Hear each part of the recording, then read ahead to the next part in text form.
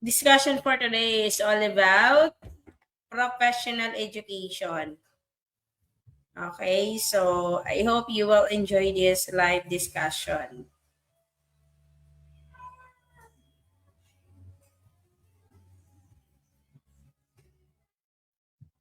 So in a few minutes, we will start our live discussion. Pa-share po ng ating live. Pa-share po ng ating live ngayon. Good evening kay Mariles Ejerjo. Good evening po. Thank you for watching. And maya-maya mag-discuss tayo for our professional education na pag-uusapan natin. Don't forget to follow, like, and subscribe, Master Bicolana TLA Tambayan, para mas updated po kayo sa mga video and live streaming dito sa Maestro Bicolana TLA Tambayan. And supposedly, if you are willing to join our private discussion, PM na lang po kayo. So, ang offer ko lang po ngayon is more on majorship sa TLE. Pero, we will discuss naman professional education in Gen Ed. Pag may time tayo, may available time tayo to discuss the professional education. We have 24 followers. Thank you for watching, guys. Okay, before we will start our live discussion, I will introduce to you the Gracelet method strategy, review strategy. Okay, so this is the Grace method let review strategy, guys.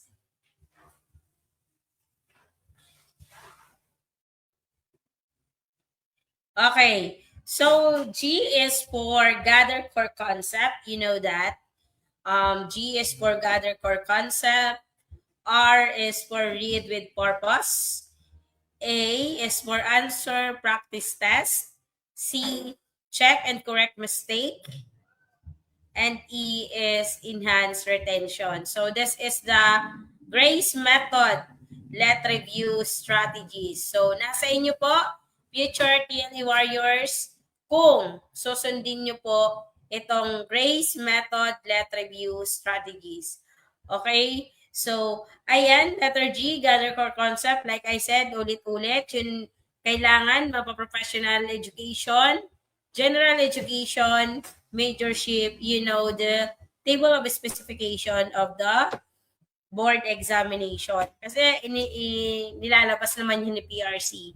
Next, read with purpose. Kailangan may goal ka, kailangan may purpose ka or plan. Pag nagra-review ka, hindi lang basta nagbasa ka. Kailangan may purpose ka kung bakit nagra-review ka. And then next, check and correct mistake. I know. A is for answer practice test. Ayan, everyday at least mga 100 question ang nasasagutan mo. At least, bago ka mag-take ng exam, marami ka ng alam, na idea. Next is C is check and correct mistake. Okay? Dapat aware kayo, alam nyo, or aware kayo sa pagkakaroon ng cross-checking. So, ibig sabihin ng cross-checking, kailangan po hindi lang tama yung tinitingnan nyo, dapat mai-correct nyo rin yung mga mali ninyo. Okay? Kadalasan nga, minsan, yung mga maling natin, yun pa yung nare-retain sa knowledge natin. Next is enhanced retention. When we are talking about enhanced retention, magbasa with a purpose. Kung hindi maintindihan, kailangan ulit-ulitin natin hanggang sa magsikin sa knowledge natin yung mga concept na inaaral natin. Maliwanag po ba, teachers? Alright, we will start for this question. Start na tayo. So, kung hindi ko kayo ma-shoutout dyan, ayan, thank you so much sa panunood sa ating live discussion. Don't forget to follow, like, and share Maestra Bicolana TLE Tambayan for more drills and video. Ayan, guys. Question number 1 in professional education. Okay, ready na ba ang lahat? So, madali lang to. Hindi naman tayo magtatagal dito, guys. Okay? Ayan. So, this question is, teachers notice that the learners perform well in written quizzes. Ano nga ang napansin ng isang teachers? Teachers notice the learners perform well in written quizzes, but struggle in real life problem solving. Ngayon, which adjustment best addresses this gap? A. Increase the number of a written test. B. Shift to the performance-based assessment. C. Shorten lesson discussion. Or letter D. Reduce the difficulty of the quizzes. So now, uulitin natin yung question. Si teacher daw, na-notice niya na yung isang learners maayos pagdating sa written quizzes. Pero pagdating sa real-life application or situation, nahihirapan siya. So, anong gagawin natin? Kasi ang tanong naman is, which adjustment best addresses this gap? So, si letter A kaya, increase the number of written tests. Kailangan ba nating mag-increase ng written test? Or si letter B, shift to performance-based assessment? Or letter C, shorten the lesson discussion? Or D, reduce the difficulty of a quizzes? So ngayon, i-apply natin si add one out method. Ayan. I-apply natin si add one out method, teachers. So, ano ang unang tatanggalin natin? Siyempre, since in-analyze natin ng maayos ang question, ang unang tatanggalin natin is si letter C, shorten lesson discussion. If you know the answer, paki-comment na lang po sa comment section kasi hindi ko po makita kung sino man nagnonood kasi naka-ano ko sa monitor. Okay? So ngayon, teachers, shorten lesson discussion. Bakit mali si shorten lesson discussion? Okay. Bakit? Kasi pag binabaan natin yung difficulty of kumbaga, shorten discussion does not help. Hindi siya nakakatulong sa mga estudyante to practice the applying method or applying a real life situations. Why? Because applying what they have learned, in fact, kumbaga, kulang sa open deep understanding and help learners connect concept on the real life context. Kaya, mali po si shorten lesson discussion. So, for example, pag nag-reducing tayo sa discussion time in mathematics subject, o sa math na lang, ipalagay natin sa math. In mathematics class, will not help the learners to apply formula to solve real-life problems like computing discount or interest rate. So, hindi po pwede si shorten lesson discussion. Kasi marhaba ang formula, process by process yan. Kaya maling i-shorten natin yung lesson discussion. Okay pa? So na, ang sunod na tatanggalin natin is si letter D. Sabi dito, reduce the difficulties of the quizzes. Anong ibig sabihin yan? Pag nag-lowering po tayo for the difficulty of the quizzes, may improved score, but, may but ako ha, but it does not improve the learner's ability to transfer the learning to the real world situation it addressed by a performance on a paper. Okay. Nag-improve yung bata pagdating sa performance on the paper. Pero sa actual competences, wala. Okay. O anong example? Pwede nating example dito sa reduce the difficulty of the quizzes. For example, si Teacher Regina nagkaroon ng science quizzes. Okay. So, since it is, for example, si Teacher Regina, they make a science quizzes easier. So, may allow the learner to pass. Kasi madali yung ginawa na quizzes ni Teacher Regina.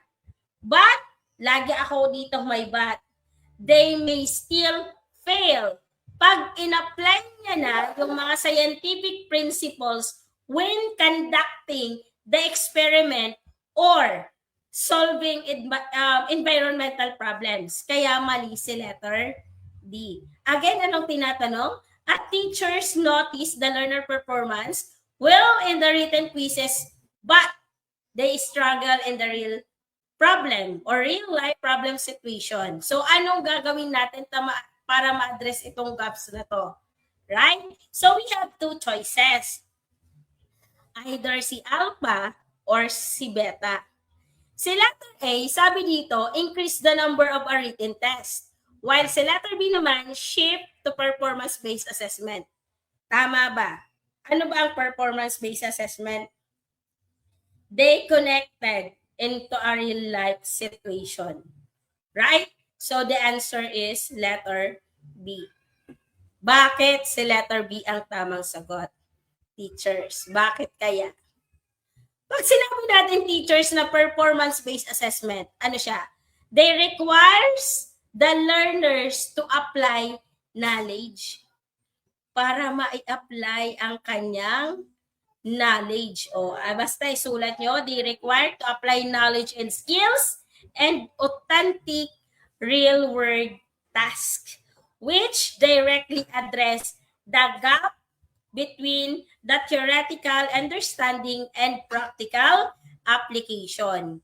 That's why si letter B is the correct answer. So for example, instead of written test na pinagawa ni teachers, ang gagawin ni teachers is gagawa siya ng problem-solving strategies to the learner that are asked to analyze para mag-analyze sila in a real word scenario, issue, and purpose a solution. O ano mga example? Planning a simple business project or conducting a science experiment. So, doon sa performance-based na yon, meron na. Okay po ba?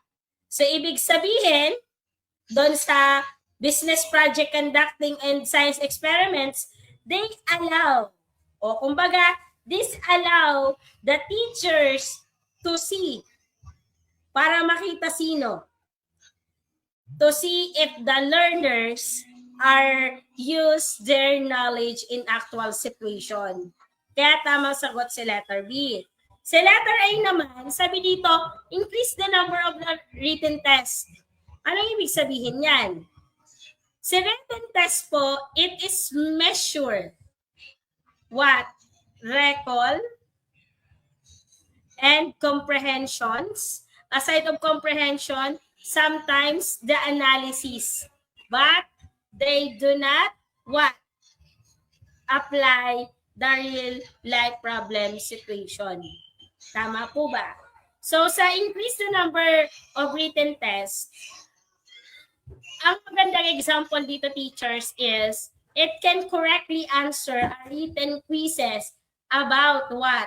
The step of budgeting. For example, nagpagawa ka budget, step of budget sa ABM. Pero, pag pina-actual mo na sila, teachers, but, kumbaga, it cannot prepare a simple household budget when asked to do. Okay, so we need to have giving more written tests will only repeat the same limitation. So that's why A and B is the correct answer. Okay, B is the correct answer. Next question. Okay, which classroom practice best reflects the principle of contractivism? Ano naman ang tinatanong sa professional education? Which classroom practice best reflect the principle of contractivism in the new curriculum? Sa new curriculum po to, teachers. A. Teacher explain, learners listen. B. Learners discover the concept through guided activities. Tama kaya ba? through guided activities nga ba? Tama nga po ba? O kaya naman si letter C. Si letter C naman is memorization of definition.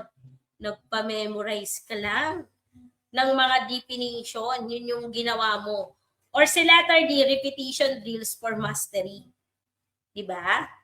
Okay? So, shout out kay Mark Day Vargas, Mark Vario.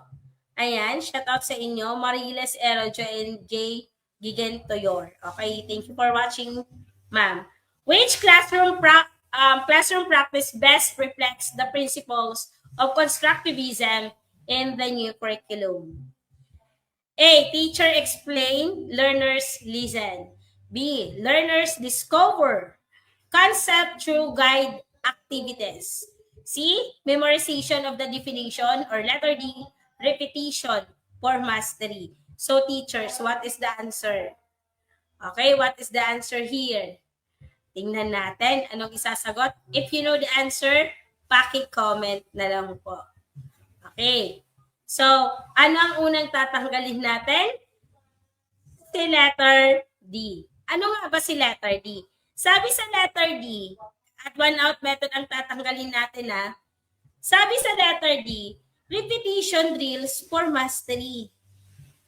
Tumpak ba sa principle of constructivism sa repetition drills of mastery? It is wrong. Why? Pag sinabing drills, they emphasize the behaviorist learning. Kumbaga, where the repetition strengthens the habits, ang constructivism po and the values, understanding, and meaning-making over repeated practice alone.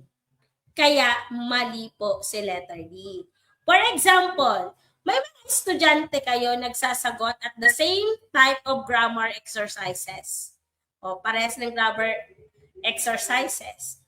Without a deep understanding how grammar rules apply in a real communication and situation. Wala rin. Okay? So, repetition drills of mastery. Okay? So, next. Ulitin ko, repetition drills for mastery. The drills, they emphasize the behaviors learning where the repetition strengthen the habits. Tama po ba? So, sa constructivism po kasi, kumbaga, they allow the better understanding and meaning of repeated practice alone. Okay po? So, kumbaga, yung mga estudyante natin, yung same type of grammar exercises without understanding how grammar rules apply in a real communication and situation. So, repetition. Gumawa na sila ng grammar, pero hindi nila alam yung mga rules ng grammar. Wala din. It is useless. Right? So, next, memorization of definition. Pag sinabi nating memorization of definition, sa Bloom's of Taxonomy, napakababa nito, nasa mababang level. Right? So, memorization of definition is not correct. Why? Because memorization, they will focus saan? Saan nakapokus ang memorization, teachers? They focus of the rote learning. O, alam niyo na, rote learning. O, pag sinabing rote learning, pasok pa dyan si recall, which does not encourage the learners to make what? Meaning or connect new knowledge with their prior experience as a key element of constructivism. So one of the example of memorization of definition. For example, si Teacher A, nagpa-memorize ng definition of photosynthesis without performing experiment or relating it to, kumbaga, real plant they observe. So that's the example of memorization. Nagpa-memorize siya ng meaning of photosynthesis, pero hindi siya paano pa without a performing of experiment relating to what? To the photosynthesis. So mababang level. Okay? So next is dalawa na lang. Teacher explain, learner to listen. Automatic the answer is B, beta. Okay. Teacher explain, learners listen is wrong. Not correct answer. Why? Bakit maling sagot si letter A? Sige nga. Bakit kaya mali si letter A? Bakit tama si letter B? Okay? So, saan? Saan tayo nagkakamali? Okay? So, ayan teachers. Anong sagot? The answer is letter B. Okay. So, ayan. Just wait for a moment, teachers, ha?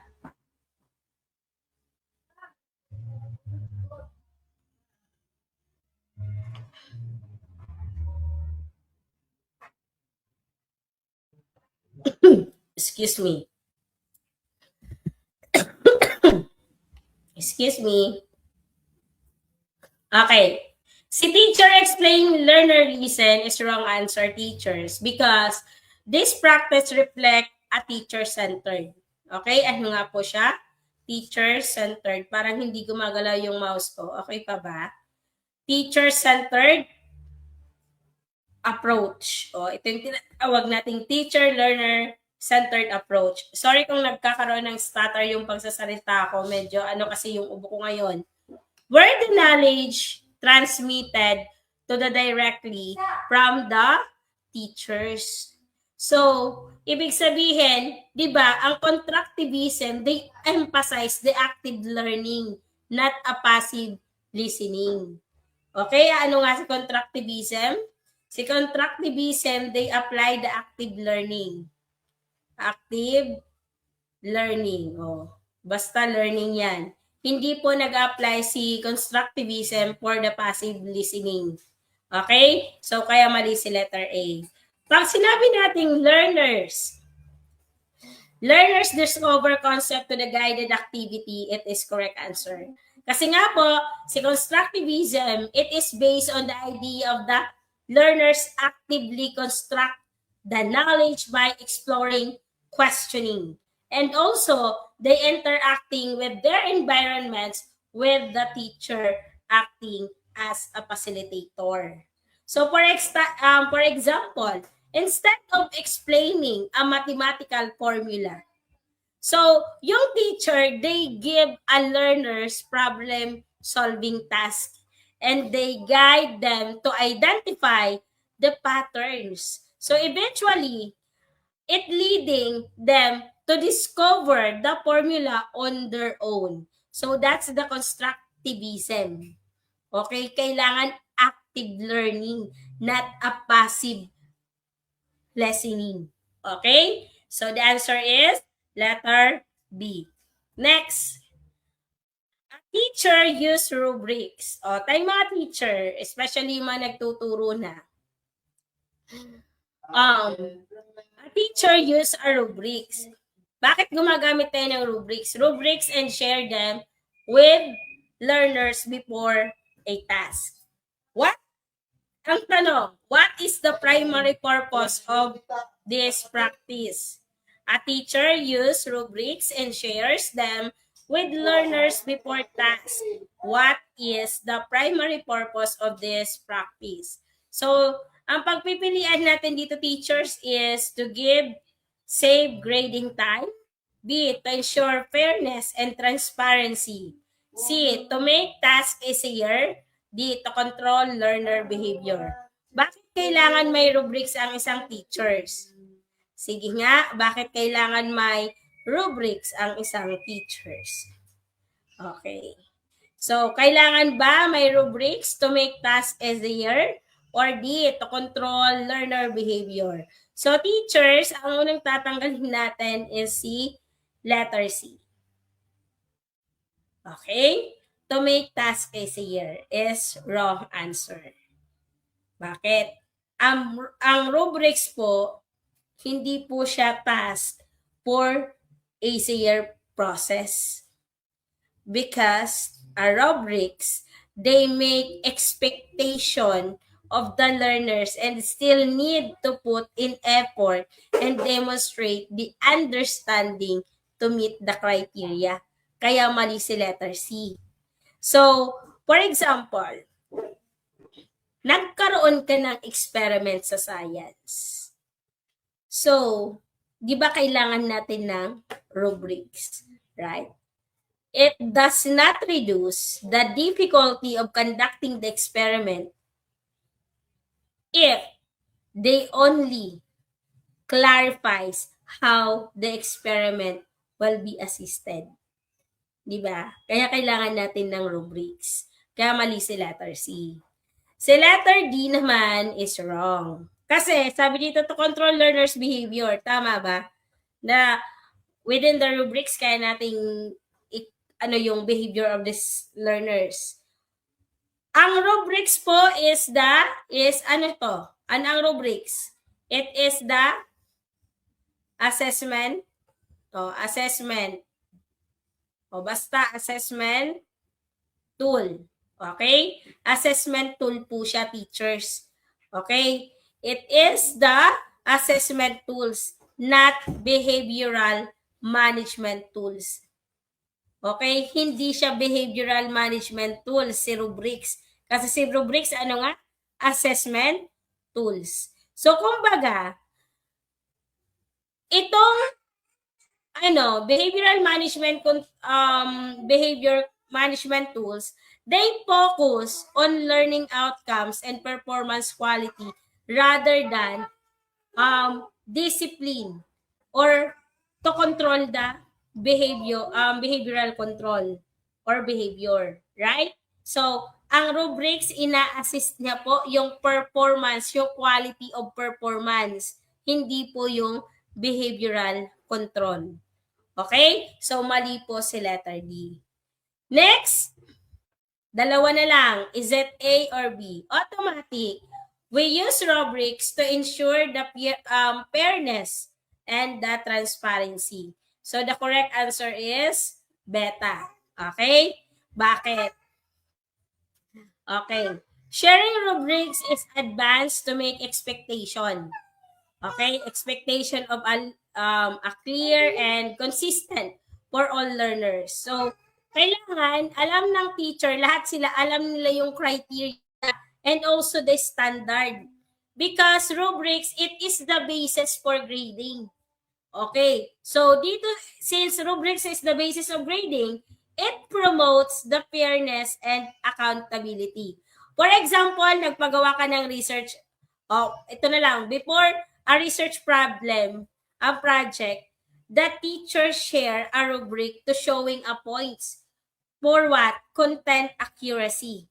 For example, yung mga organization, creativity, yung presentation. So at least, alam ng bata kung ano yung rubrics na naman doon.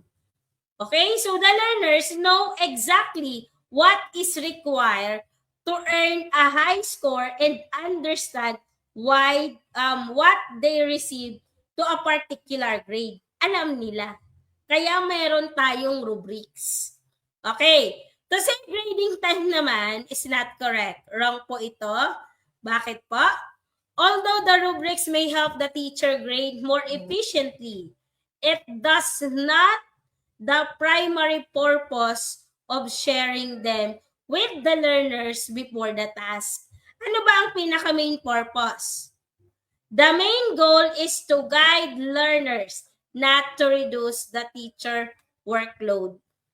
Okay, so that's okay. The answer is letter B. Okay, naunawaan po ba, teachers?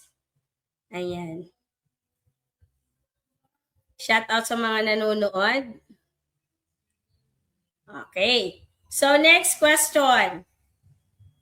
Tama ba? Next.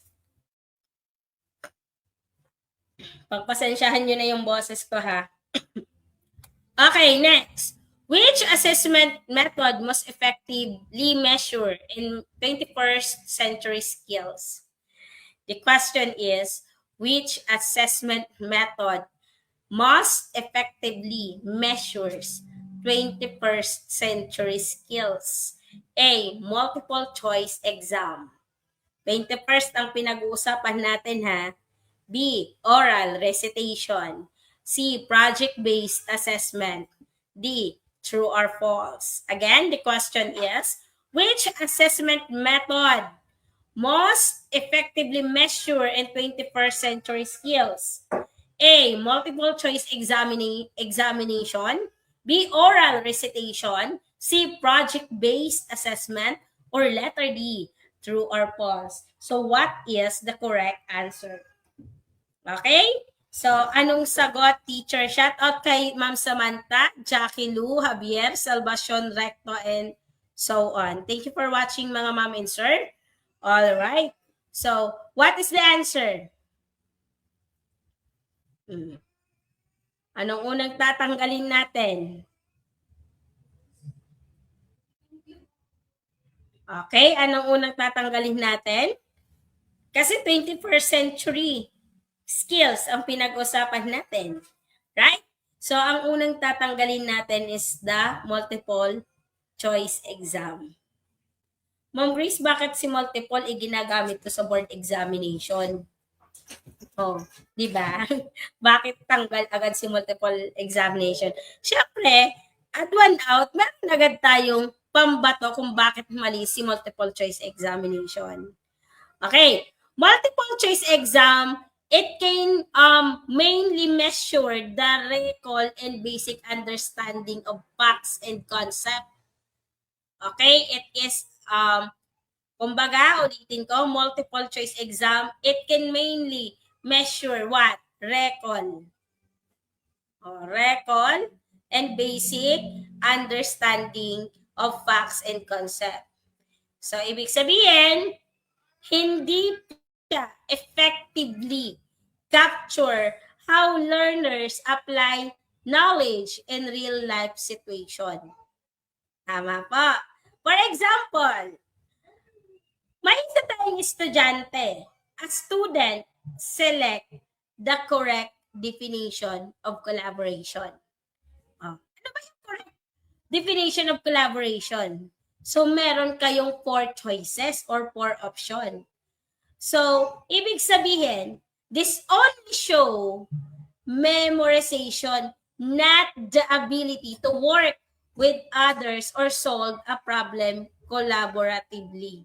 Kasi nga, nandun na yung pagpipilian dun sa definition of collaboration. Okay? So, mali si letter A. Kasi ang hinanap natin, which assessment method most effectively measure 21st century skills? Skills ang pinag-uusapan natin, teachers. Okay.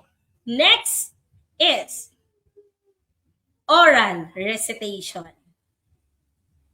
Mali. Anong explanation? Bakit mali si oral recitation? Di ba pag sinabing oral recitation, they assess a verbal communication. Okay? Verbal communication lang po ito, teachers. Okay po? Verbal communication. So, it means, it talks about memory, knowledge natin. But, sa oral recitation, it is limited in measuring what? Measuring the deeper skills. Like what? Creativity. Yung innovation and also the collaboration and problem solving. So, kaya mali si letter B. Ma'am Grace, we have 2 choices. Project-based assessment and true or false test. Automatic, ang sagot is letter C. Kasi ang 21st century skills, they apply, or this method, ang ina-apply natin is the project-based assessment. Okay po? Maliwanag po ba, teachers? True or false is wrong answer. True or false test, it can measure a simple recognition. Okay? It is measure the simple recognition of facts and often involve guessing. Ano to? True? Mali kaya? Okay. So, true or false? Okay, they do not assess a complex thinking or a real-life application. Kasi alamin mo lang, tama kaya ito? Bakit siya mali? Diba? So, that's the ano ng true or false. Answering true or false naman, kumbaga, they improve the teamwork of productivity, but hindi siya applicable for the 21st century skills. The answer is project-based assessment. Ibig sabihin po niyan, they allow the student to apply knowledge and skills in a real-world context. Okay, so it is very most effective method for the measuring in 21st century skills. For example, nagpagawa ka ng sa food processing o nagpagawa ka ng itlog na maalat. Project-based assessment yan. Okay? So, ibig sabihin, they can integrate a critical thinking and also yung tinatawag nating creativity and also the collaboration, aside of that, the communication of every student, and they improve a problem solving. So, for example, some of the student, grinupo mo. Okay, grinupo mo to design a simple community recycling program.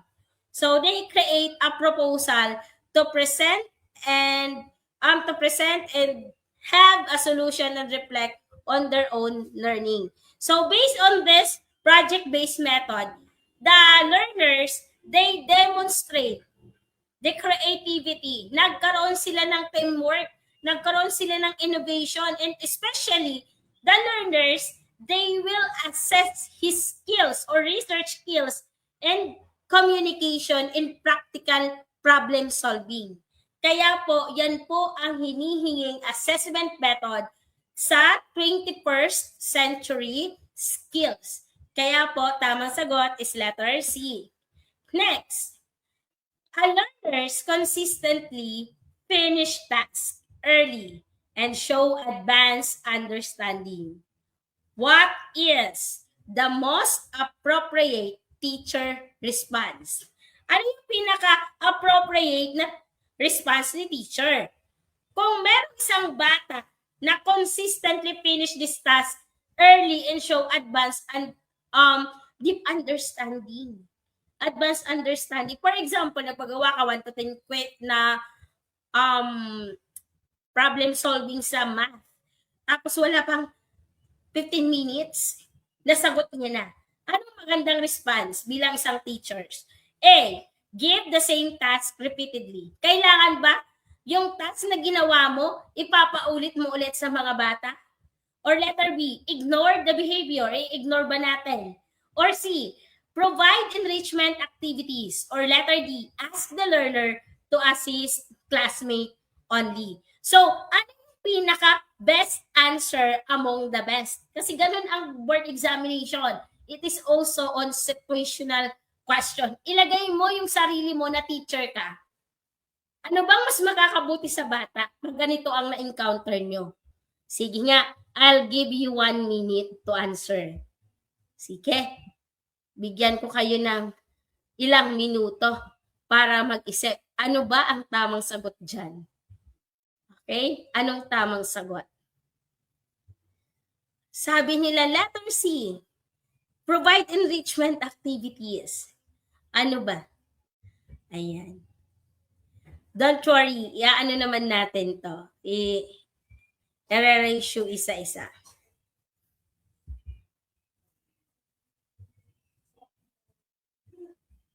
Okay? Unang tatanggalin natin. Sino? Si letter B. Excuse me. Add one out method, tanggalin si letter B. Ma'am Grace, bakit mali? Ignore the behavior. I-ignore ba ni teacher yung behavior of the student? Tandaan nyo, pag sa professional education, lagi nyo isipin ang kapakanan ng estudyante. Okay? Ignoring the learner's advanced performance fails to address their learning needs. Kaya wag na wag natin niyang gagawin. So, this can result what? This can result a wasted learning time and missed opportunities for growth. Okay? So, for example, yung mga past learners sa loob ng klase, past learner finish as sa science or English activity man yan, early in sit with the others' work. So, the learners po, kumbaga, bigyan mo ng another activity para hindi sila mag-ikot or di sila mag-ingay.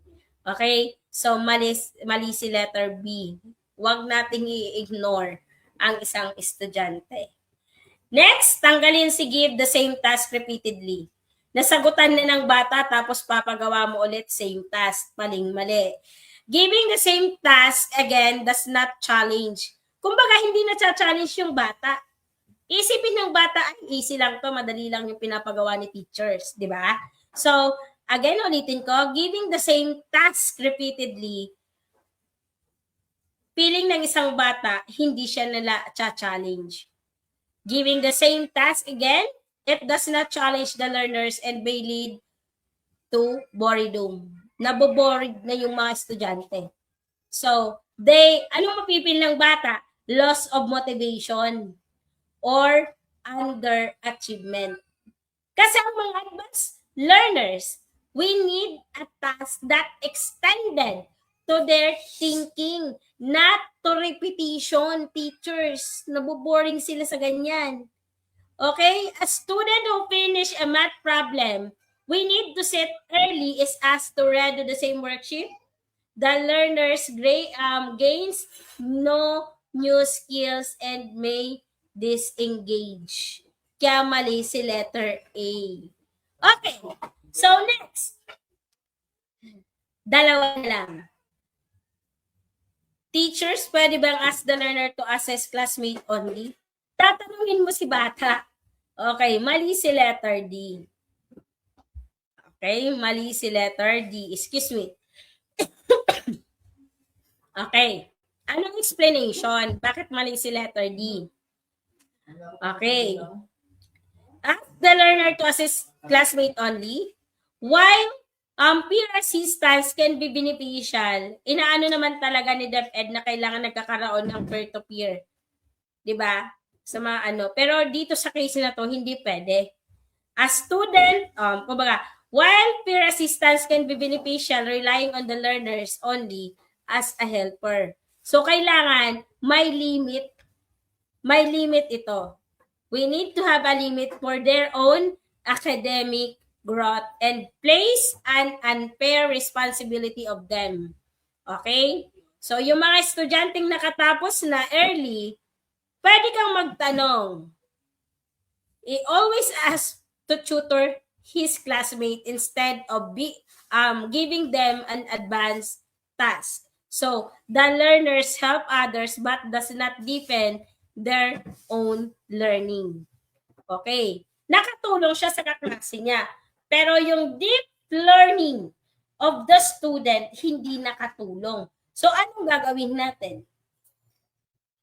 Provide enrichment activities na hindi katulad ng pinagawa mo. Okay? Kasi naboboard sila. Okay? Anong explanation? Enrichment activities offer deeper, more complex. Why? We need to create a task that extended learning without rushing to the learners to the next grade level.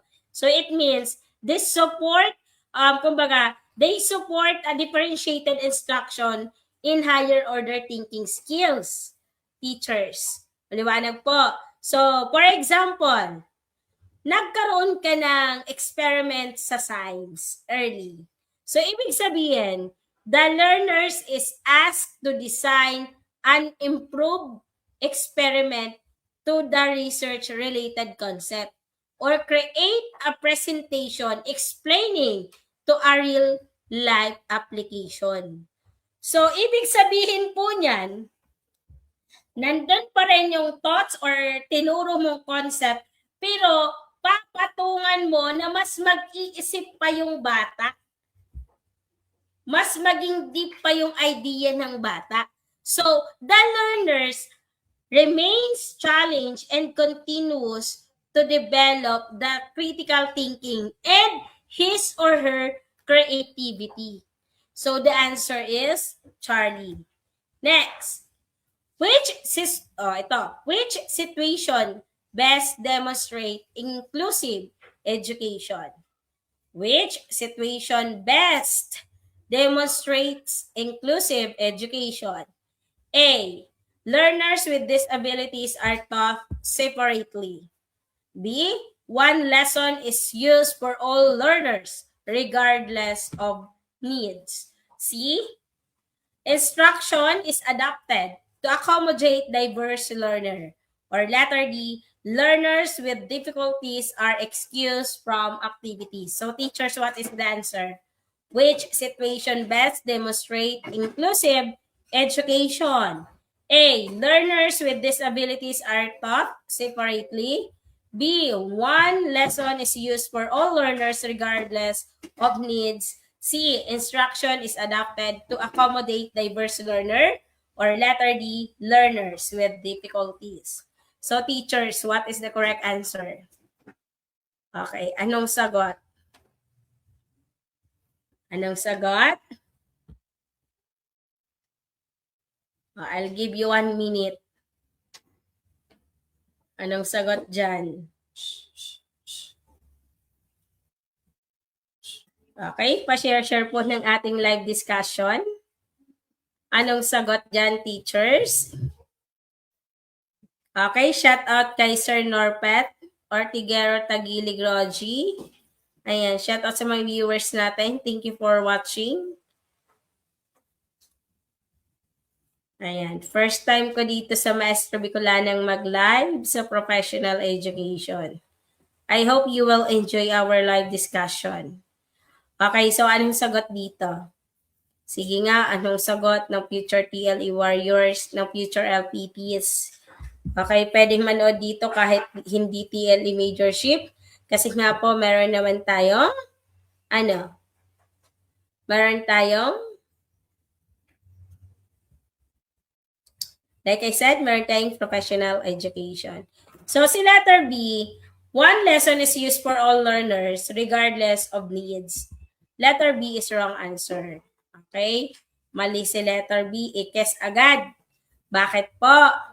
Pag sinabi kasi natin, one lesson is used for learners regardless of needs, ibig sabihin po niyan, using one lesson. Pag nagbigay tayo ng one lesson, without adjustment, they ignores individual differences in ability. So yung learning style po and needs of the student, inclusive education requires for what? For the flexibility and differentiation. So not a one-size-fits of all approach. Kaya mali po si letter B. Kailangan si teacher, they give the same reading task to all learners without providing a simplified text or visual aid for struggling readers. Because some of the learners are left behind.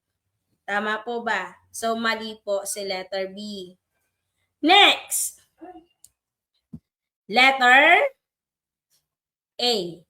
Learners with disabilities are taught separately. Okay, bakit mali si letter A? Okay, bakit? Pag nagturo tayo ng isang estudyante na merong disabilities, it separately reflects for segregation. Tama po, sineparate natin. So that's why it is not the inclusion. Okay po. So it is the inclusive education to promote learning together in the same classroom with appropriate support. Okay. So kailangan learners with hearing impairment are placed in a separate class away from their peers. Ano mangyayari? Pag sineparate, kumbaga, this limits for the social interaction. O yung social interaction and also the equal learning opportunities. That's why letter A is wrong. Next.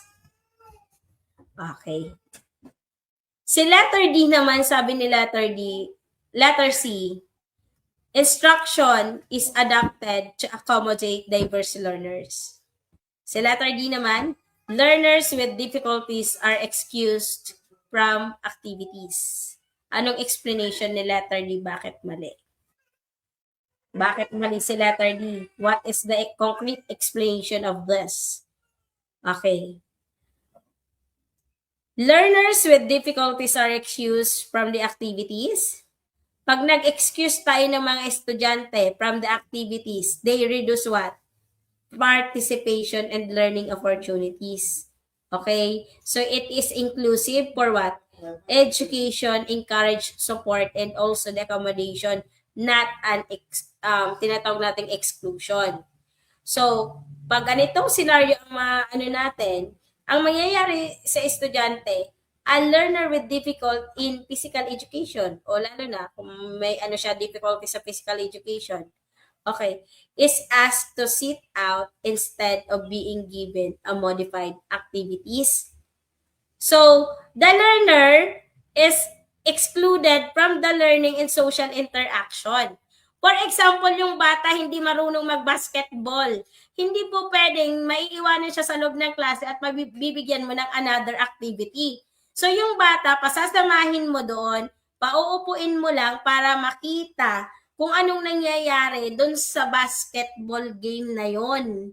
Okay po, hindi siya nalilip behind at hindi rin nagkakaroon ng problem when it comes to a social interaction. Malay nyo, yung batang may difficulty sa physical education, hindi magaling mag-basketball, hindi marunong mag-basketball, dahil sinama mo siya doon, nagkaroon siya ng eagerness na sana matuto rin akong mag-basketball. Kumbaga, yung socialization ng bata, hindi nasira. Okay? So, yun yung ibig sabihin dito. Okay? So, the answer is letter C. Instruction is adapted to accommodate diverse learners. Okay? Hindi po pwedeng, pag ang isang bata ay may difficulties, kailangan natin i-excuse from the activities. Involved pa rin siya, pero pa-open nyo po. Para at least hindi nasisira yung social interaction niya.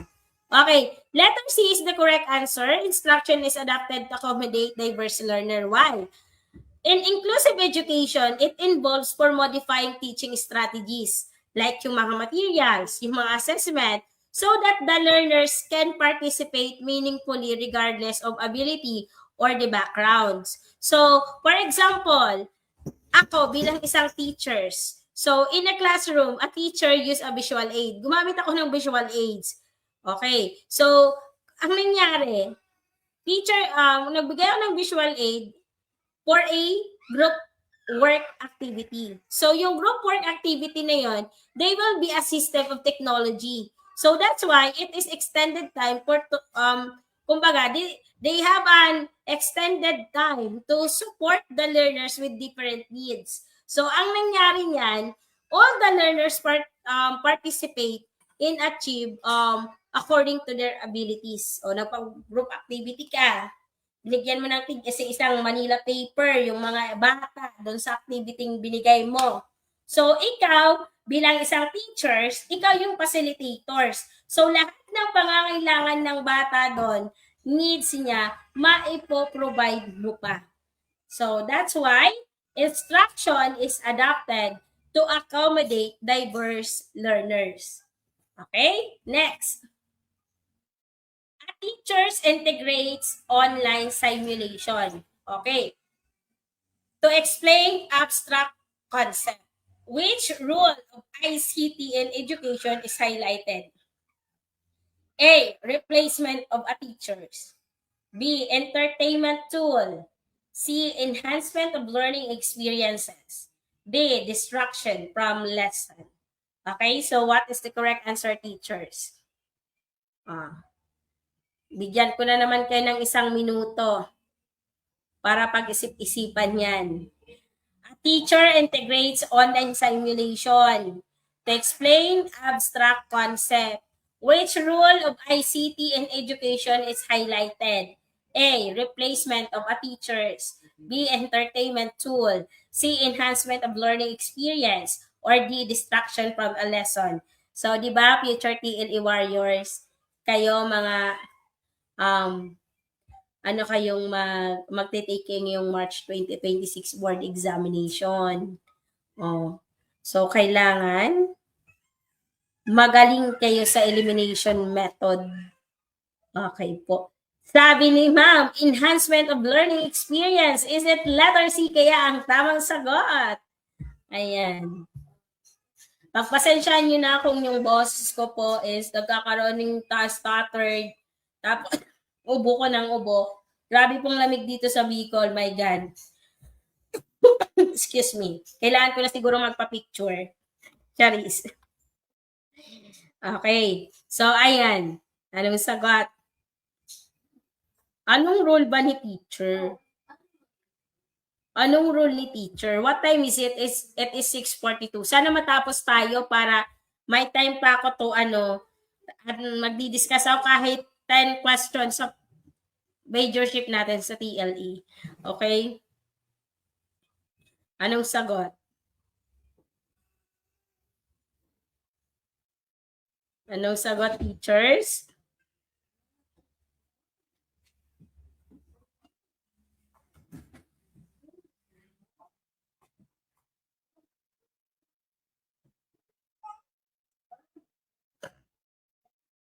Okay. So, replacement of the teacher is wrong. Entertainment tool is wrong. Ayan. A and B is eliminated. Mali po siya.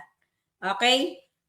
Hindi porket nag-integrate tayo ng online simulation to explain abstract concept, nagkaroon na ng replacement of a teachers. Mali po si letter A.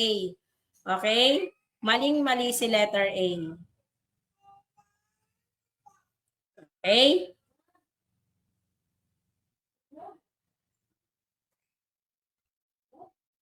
Okay. So, ang explanation po dito sa replacement of a teachers, ICT does not replace a teachers.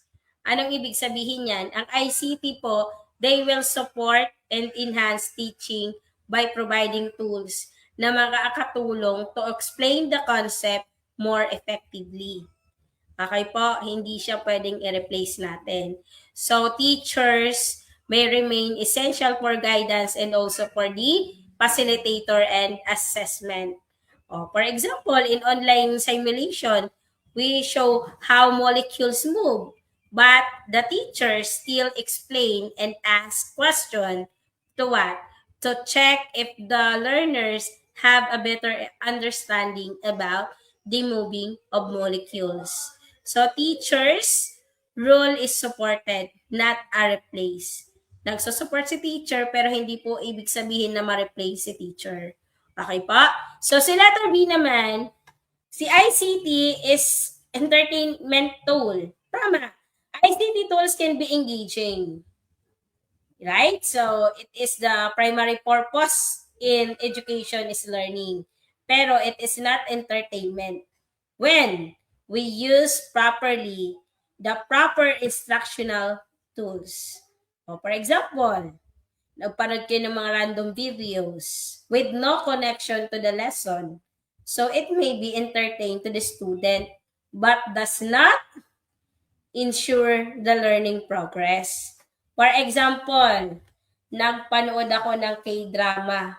Yung K-drama ang pinanood ko sa estudyante, hindi naman connected sa topic ko, sa lesson ko. Did you think the learners will learn to the movie na pinanood ninyo? Hindi po. Kasi nga po, yung movie pinanood ninyo is entertainment, hindi siya connected to the lesson. Mali po siya. Okay? So, next. The answer is letter C. Enhancement of learning experiences. Yan po ang tamang sagot. Distraction from lesson is wrong answer. Okay? Letter D is wrong. Teachers? Okay? Pag sinabing distraction from lesson, ICT becomes distraction only when it is poorly managed. Magiging distraction siya pag di mo siya na-manage ng maayos. Maliwanag po ba? Kasi nga po, ang ICT, ang pinaka-purpose po nito is to integrate to support learning. For example, yung mga bata, nagpalaro ka ng games, hindi siya, unrelated siya to the lesson. So, ang mangyayari, distracted yung lesson mo. Kasi nga, yung activity binigay mo through the use of ICT, integration of education, taliwas doon sa pinapagawa mong activity. Okay? Kaya siya nagiging distraction. Kaya siya nagiging distraction kung hindi mo kaya i-manage ito. Next. Ayan. Okay?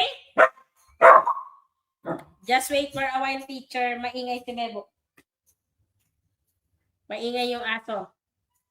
Okay. So the answer is letter C, enhancement of learning experiences. Yan po ang tamang sagot. Bakit po? Ang ICT, di ba, they will enhance a learning by making abstract or difficult concept more concrete, interactive, and also for a visual improving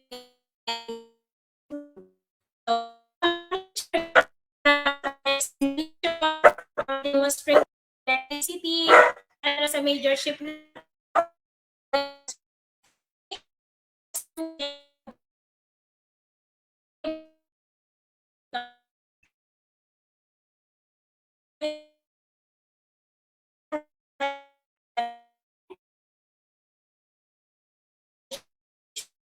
Okay, so letter C is the correct answer. Next one. Which teaching strategy best promotes critical thinking? So kung ikaw ay isang teacher, ano ba yung pinaka-best to promote critical thinking? A. Copying notes from the board. B. Asking learner to justify their answer. C. Giving more homework. D. Providing ready-made solution. So what is the correct answer? Okay, what is the correct answer? Okay, so A, copying notes from the board. B, asking learners to justify their answer. C, giving more homework. D, providing ready-made solution. So teachers, what is the correct answer? Best promote for critical thinking skills. Automatic, ang unang tatanggalin natin, teacher, since elimination method ang ginagamit natin, automatic is the letter A. Okay, mali. Napindot ko kaagad. Okay.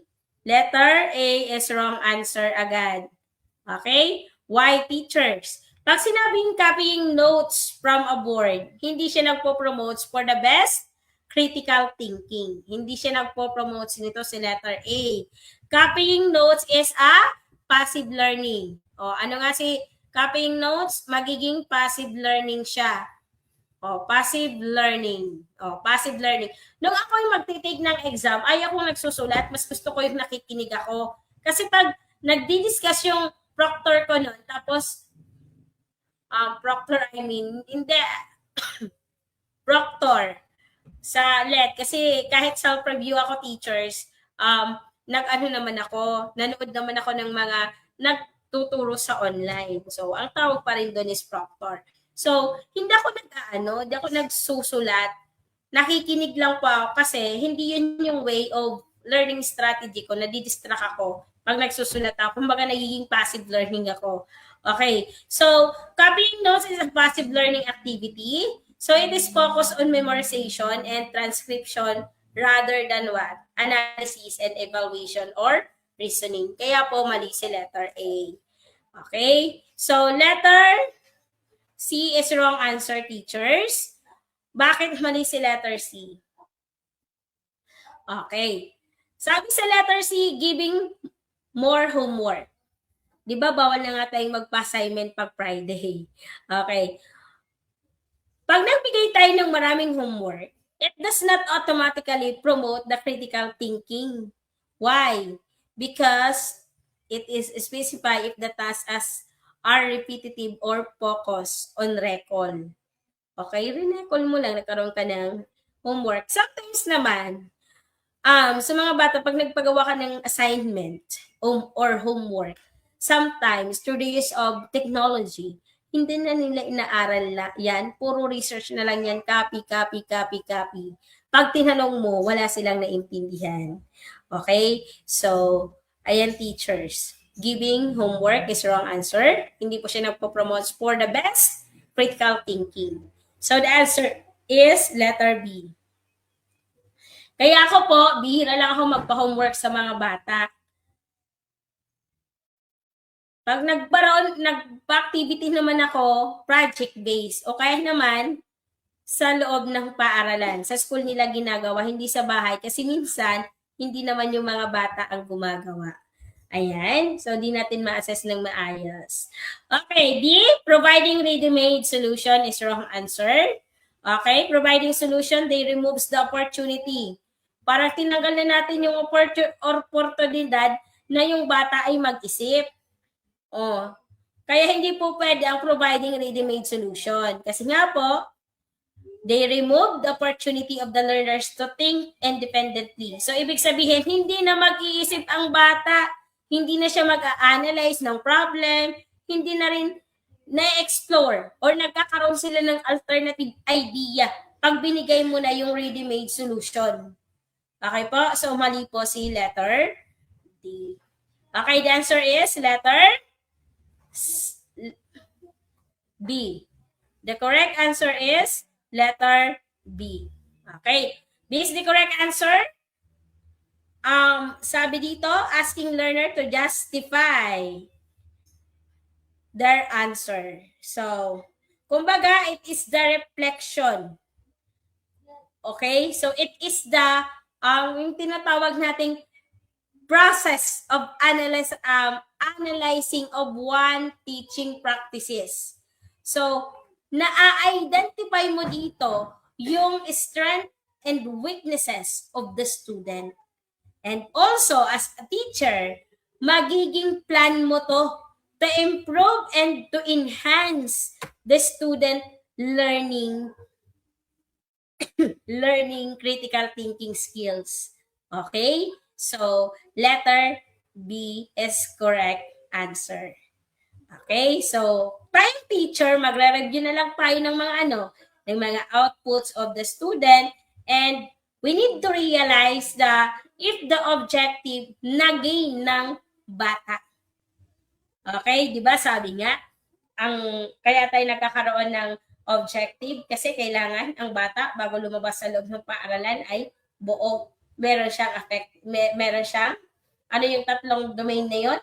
We have cognitive, affective, and psychomotor domain. Kaya dapat, ang isang estudyante, paglabas sa paaralan, buo siya. Naging niya yung tatlong learning objective, which is the cognitive, affective, and psychomotor domain. So, that's all, teachers. Next. When a teachers reflect on a lesson, for example, teacher kayo, when a teacher reflects on a lesson, nagtuturo na kayo, that did not meet its objective. Di na meet yung objectives and plans to improve this practice is called blank. Teachers, nung magtitake ako ng exam, nilalagay ko sa senaryo na ako ay nagtuturo sa loob ng paaralan. Kasi nga ang professional education, laging nasa mindset ko noon na kapakanan ng bata ang pinaka-importante. Diba? Kasi nasa learner-centered na tayo, hindi tayo teacher-centered. Teacher is a facilitator. Hayaan natin ang bata na mag-construct ng mga ideas. Okay? So, when teacher reflects on lesson that did not meet its objective in plans, improvements, this practice is called, anong tawag doon? A, classroom management. B, professional reflection. C, remedial instruction. Or B, D, benchmarking. So, anong tawag doon, teachers? Anong tawag doon? Is it a remedial instruction? Or it is a professional reflection or classroom management? Di na-meet yung teacher reflects on a lesson that did not meet its objective in plans to improve. Nagplano siya na para ma-improve yung practice, yung niya. Okay. The answer is? Anong sagot? Ayan. Add one out method muna tatanggalin natin. Tanggalin natin si classroom management. Classroom management is wrong answer. Classroom management po, it is referring to strategies. Tandaan nyo ha, sa classroom management, nagre-refer ito sa classroom strategies. O basta strategies yan, teachers. Used to maintain order, discipline, and productive learning environment. So si classroom management, hindi nito kino-comply yung, kumbaga classroom management, it is referring for what? Repair for strategies used to maintain order, discipline, and also to have a productive learning environment, not to evaluate or improve a lesson effectiveness. Okay, so mali si letter A. Next is remedial instruction. Remedial instruction, teacher, is wrong. Kasi pag sinabi natin remedial instruction, it involves providing additional support or reteaching. Nag-reteach ka sa klase to the learners who did not master the lesson.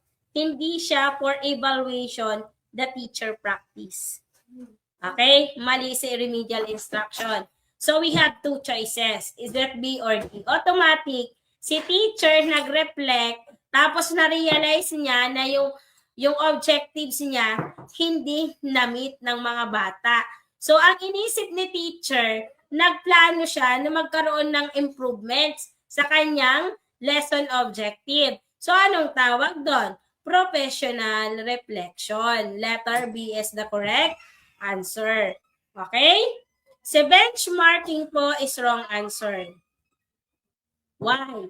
Because benchmarking is comparing practice. Pinagkumpara mo yung mga practice or the result. For example, nagpagawa ka ng activity, pinagkumpara mo yung result nun, yung activity na yon. Again, benchmarking involves comparing practice or result with standard or best practice from the teachers or institution rather than reflecting one own lesson. So that's why professional reflection is the correct answer. Okay, letter C is the correct answer, teachers. Okay, ibig sabihin ng professional reflection, it is the process of analyzing. Okay, ito po ay process of analyzing. Okay, process of analyzing one teaching practices and identifying the strengths and weaknesses, and also to plan the improvement to enhance the student learning. Okay po, so tamang sagot is beta. Beta Max. Okay, last question, show learners' autonomy. Oh. Which classroom scenario best show learners' autonomy? A. Teachers select all learning tasks. B. Learners choose topic based on interest. D. Learners follow strict instruction. Or letter D. Teacher control pacing at all times. What is the correct answer? Which classroom best show learners' autonomy? So what is the answer? Anong sagot?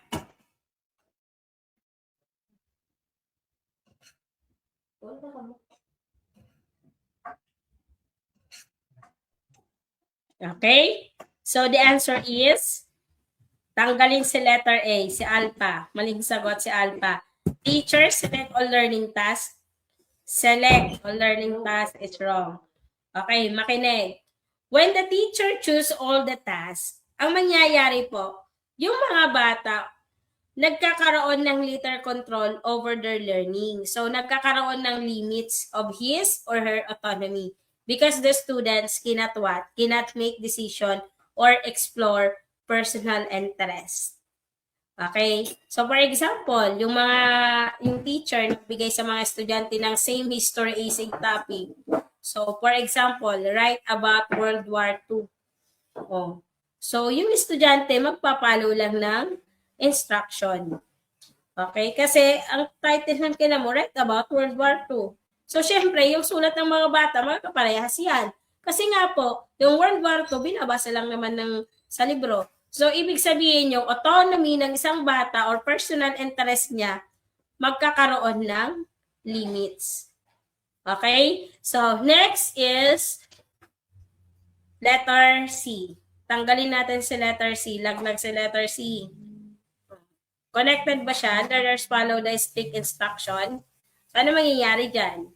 Kung si bata, si learners, pinalo yung instruction to emphasize the compliance rather than independent, especially for the decision making, yung autonomy niya po is not developed when a learner cannot what? Cannot make a choice. For example, ito na lang, si learners follow strict instruction.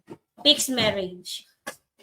Okay. So, yung kapatid kong si Princess, hindi niya naman mahal yung lalaking yon. Kaso, nag-decide yung parent ko na ipakasal siya at makikilala niya yung mapapangasawa niya sa mismong araw ng kasal niya. O, di ba? So, learners follow strict instruction. Pag ang isang teacher stricto, ipapalo talaga yan ng mga bata. Takot sa teacher eh. Siyempre, susundin yung instruction. Di ba? So, ang problema, yung choices ng bata, mawawala. Okay? Hindi siya makakapili. Okay? So, for example, sinabi ko, grade 9, mag-conduct lang kayo ng chemistry experiment. Ibinigay ko yung step by step. Without room for activity. Saan mangyayari? Nagkaroon ba sila ng independent thinking skills? Hindi. Kasi nga po, sinunod lang nila yung binigay kong step by step. Wala silang idadagdag doon. Okay po? So, next is teacher controls spacing at all times. Mali si letter D. Ang tamang sagot is learner shows topic based on interest. Katulad din yan sa love. Ang mga estudyante, may karapatan silang pumili kung sino ang iibigin nila. Okay po? Ganon din sa paaralan. May karapatan ng estudyante to choose the topic based on interest. For example, yung bata, bodily kinesthetic, syempre magaling siya sa field of mga sports o basketball. Yun. Yung bata, linguistic. Ibig sabihin, magaling siya sa language. Kaya niyang mag-Nihongo, kaya niyang kaya niyang mag-Japan, mag-Saranghaeyo, Sawadiha, di ba? So, depende sa interest ng bata. Kasi nga, di ba, sabi ni Abraham Maslow pati. Okay, sabi nga ng iba, we have a different strength and weaknesses. Okay, may kanya-kanya tayong strength. Kaya, hindi mo pwedeng ikumpara yung sarili mo sa kapwa mo tao. Kaya nga tayo iba't iba ang mukha natin. Iba-iba ang personality natin. Kaya, huwag niyong ikumpara ang sarili niyo sa ibang tao. Kasi meron kayong sariling ganda, meron kayong sariling talino, meron kayong sariling weaknesses. Kung ikaw matalino ka, magaling ka sa English, minsan mahina siya sa math. Kung ikaw maganda boses mo, yung isa magaling sa science. O diba? So that's the naman. So the answer is letter D. Okay? So I hope you enjoy teachers. And after that, i-end show na natin. I-end show na natin ang ating discussion. Thank you for 35 million viewers. Ako po ay magpapaalam na. Okay, 7:05. So, starting 7:30, we will proceed for the majorship, TLE majorship. Okay, so mga nag-PPM po sa akin, kung magkano po ang review, we have 500 pesos po via GCash. Ayan. Ang inclusion po nun, pasok na po doon yung final coaching. So, yung mga gusto pong mag-avail, open pa po ako. Mag-avail na po kayo, humabol na po kayo. Pero ang ino-open ko lang po is majorship. Hindi pa po ako nag-o-offer ng professional education kasi ako lang po ang magtuturo sa inyo. Right? So, kumbaga, hindi kaya ng schedule. Hindi kakayahin ng schedule. Kung siguro, ang part-time ako sa work ko, kaya kong kunin ang professional education. Pero sa mga major and TLE, so, na po kayo? Avail na po kayo worth of 500 pesos via GCash po ang payment para na po kayo, makasama sa diagnostic exam on next week, Sunday. Okay? Hanggang March na po yan, hanggang mag-exam kayo for March 2026 board examination. That's all. Thank you so much and have a good day.